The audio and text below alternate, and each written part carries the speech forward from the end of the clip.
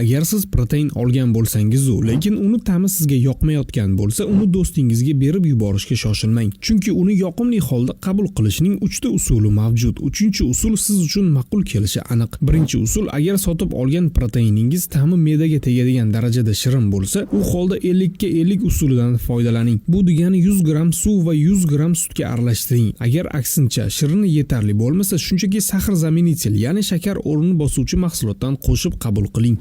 Ikkinchi usul, agar sizga umuman protein ichish joningizga tekkan bo'lsa, u holda undan kokteyl tayyorlang. Masalan, massa yig'ish uchun banan, sut, ovsyanka va bir porsiya protein qo'shib yuboring. Shunda ta'mi ancha yoqimli bo'ladi va to'yimliligi ham ancha oshadi. Uchinchi usul, proteinni faqat ichimlik sifatida emas, ovqatga qo'shib iste'mol qiling. Masalan, ovsyankaga qo'shib tayyorlang. Tvorogli desertga qo'shib iste'mol qiling. Proteinli blinchiklarga qo'shsangiz ham bo'ladi. Bu usullarda protein ta'mi umuman bilinmaydi. Qaysi usul sizga ko'proq yoqdi va qaysi usuldan foydalangansiz, buni kommentariyada yozib qoldiring.